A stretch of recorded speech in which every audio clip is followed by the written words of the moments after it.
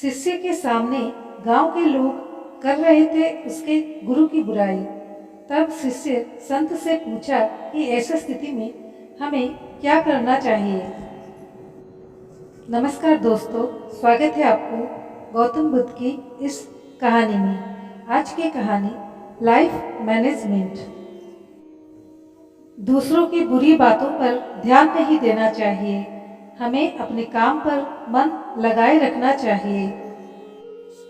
समाज में कुछ लोग हमारे पक्ष में होते हैं तो कुछ विपक्ष में भी होते हैं। हमसे मतभेद रखने वाले लोग दूसरों के सामने बुराई करते हैं, हमारे काम में परेशानियां बढ़ाने का काम करते हैं। ऐसे स्थिति में हमें किन बातों का ध्यान रखना चाहिए, इस संबंध में एक लोक कथा प्रचलित है।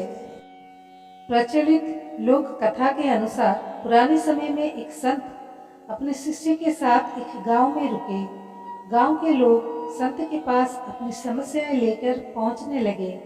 संत बहुत विद्वान थे, वे अपनी बुद्धि से सभी परेशानियों को दूर करने रास्ता बता देते थे। कुछ ही दिनों संत की प्रसिद्धि पूरे क्षेत्र में फैल गई। संत रोज प्रवचन भी देते थे। उनके उपदेश सुनने के लिए गांव में दूर दूर से लोग आने लगे। संत की बढ़ती प्रसिद्धि को देखकर गांव के एक पुजारी को जलन होने लगी। वो सोचने लगा कि इस तरह तो उसके भक्त भी संत के पास पहुंचने लगेंगे। पुजारी जलन की वजह से संत को शत्रु मानने लगा था। पुजारी ने संत की छवि खराब करना शुरू कर दिया। वो गांव के लोगों को कहने लगा कि ये संत पाखंडी है और लोग मूर्ख बना रहा है। पुजारी के कुछ साथी भी इस काम में उसका साथ दे रहे थे।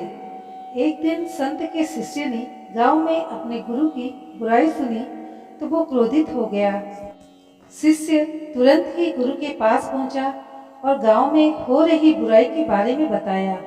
संत ने शिष्य की बातें सुनी और कहा कि हमें इन बातों पर ध्यान नहीं देना चाहिए।